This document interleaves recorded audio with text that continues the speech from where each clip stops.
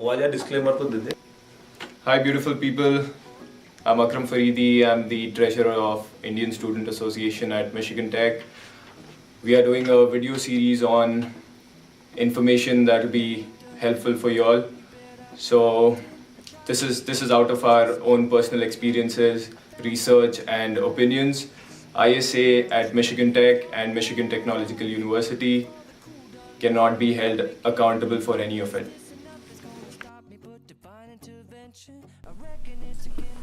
Hey guys, I'm Prakirti Valiveti and most of you already know me very well. I am the current president for the Indian Student Association at Michigan Tech for the year of 2016 and 2017.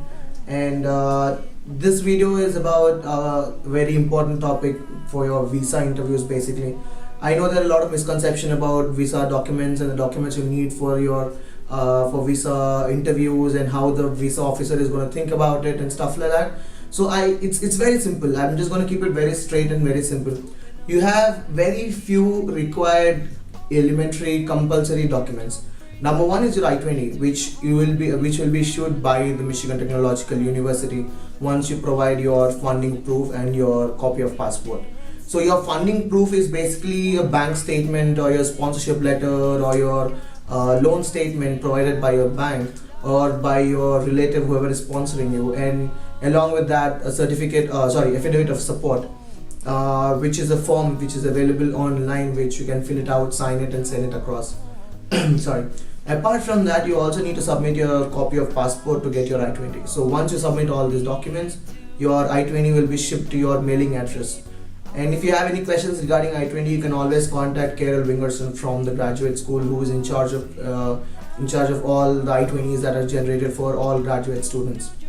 The second document would be your DS-160. You already know about that. I don't have to mention anything about it. And the third thing would be your service receipt. And then fourth thing is your passport, of course. And fifth thing is, most important thing, is the financial documents for your visa interview. So your financial documents could be can be your pay slips, your parents' pay slips, your father's pay slips, tax returns, IT returns, or property certifications, or loan statements from banks, and anything like this.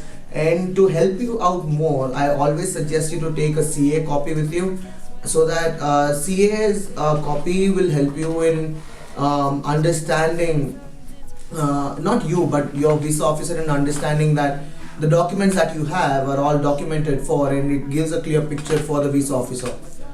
And apart from that, passport size photo is something that I've come across in Google, but I do not see where it is required, but it's always safe to keep one with you all the time. Alright, so these are the documents you will need for your visa interview as such. And coming to the other documents that you keep coming across, and people keep telling you that this is required and that is required, they might be required, but let me tell you this: for Michigan Technological University, I have not seen a single candidate who has been asked any other document apart from the list that I mentioned just now. Alright, so MTU being one of those reputed universities, most of the students do not require much proof that you are actually coming here to study, because the standards that MTU has and the standard of students that apply for MTU is really high. So you don't have to worry about that. And coming to the FAQ parts of your visa interviews and how your visa officer thinks about it, one of the biggest things that you need to prove to your visa officer is the fact that after you study, you will come back to your home country and you will not be an immigrant basically coming to United States. And what are the ways you can do it? Being very simple, you can one of the things that will help you prove this is the properties that you have, the ties with your family businesses, your relationship with the family, and different things that actually get you back to your country. Also, something like, if say for example there's a company which has already offered you a job, which said that you go do your MS and come back and I'll give you the job directly. You don't need to have it in writing as such, but it is always better if you have some kind of proof. And apart from that, another thing that you need to prove is you're actually going to this particular university because it is reputed and because it is well suited for your career and for your goals. And to prove that, Michigan Tech, you already know the details of why you're coming to this university, right? So apart from that, just make it a little specific to your requirements. If you know a professor who's working in a specific project, mention why you want to work under that particular professor, what is the project you're looking forward to work in, stuff like this. And apart from that, there are a couple of misconceptions about having relatives in United States and how it is going to affect if that relative is sponsoring you and all that. Don't worry about it. Let me tell this straight to you. If you have relatives in United States, it's fine. Even if you don't have, it is fine. If your relative is sponsoring you, it is good. That is not a problem. The visa officer just needs to be convinced that you are not going to be an immigrant. And just now I have explained what can help you in proving that, right? So don't worry about your relative being in United States. Don't worry about your relative being sponsoring that. And apart from that, I've seen a couple of questions a few students have asked about OPT and CPT. Please forget that as of now. Do not even think about it. Do not mention it in your interviews. Do not mention anything about your working in your interviews. And make sure that you drop this phrase of coming back to India, mildly in places where the viewer would not expect. Don't make it obvious. The thought process of the viewer should be in such a way that he or she should think that, okay, fine, this guy is going to come back, this girl is going to come back and is not going to stay there. Alright, and these are the very important things for your visa interview. One couple of facts that will probably ease your interviews better. No interview will be more than a minute. Trust me, no interview will be more than a minute. And second thing is, your visa will be approved. Don't worry, because for Michigan Tech, I have not seen one Indian student whose visa has been rejected so far.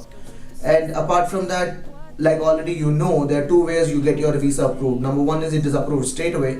The second one is where they probably take a couple of days to verify your loan statements and stuff. So anyway, it is going to be approved. So don't worry about that. So now your visa is done. You have booked your flight tickets, and now you're coming here. So now let me just give you a brief about what life at Michigan Tech is. So life at Michigan Tech, I actually had to write a lot of stuff on the board because a lot of things. So let me just cover a couple of things.